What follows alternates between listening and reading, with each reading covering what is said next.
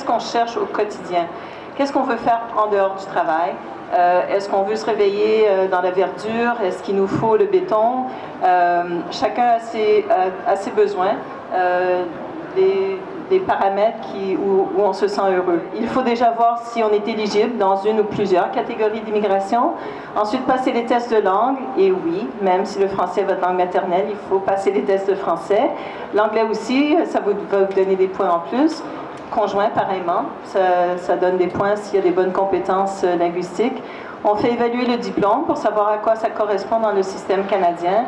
Et avec ça, on peut créer un profil. Simplement, pour les personnes qui sont francophones et qui n'ont pas d'offre d'emploi, certaines provinces favorisent quand même. On essaie de garder notre poids démographique en tant que francophone. Et donc, ça vaut la peine d'examiner, de voir s'il n'y a pas un programme spécial.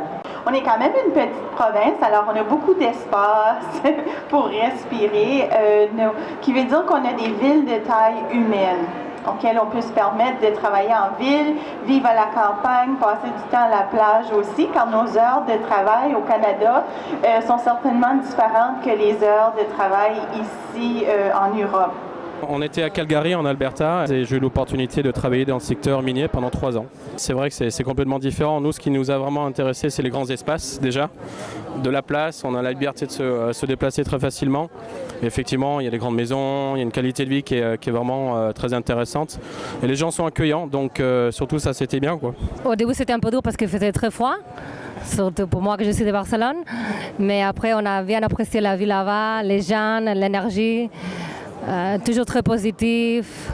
On a tout bien apprécié que finalement on a décidé de faire la démarche pour la résidence permanente et on envisage aujourd'hui de retourner.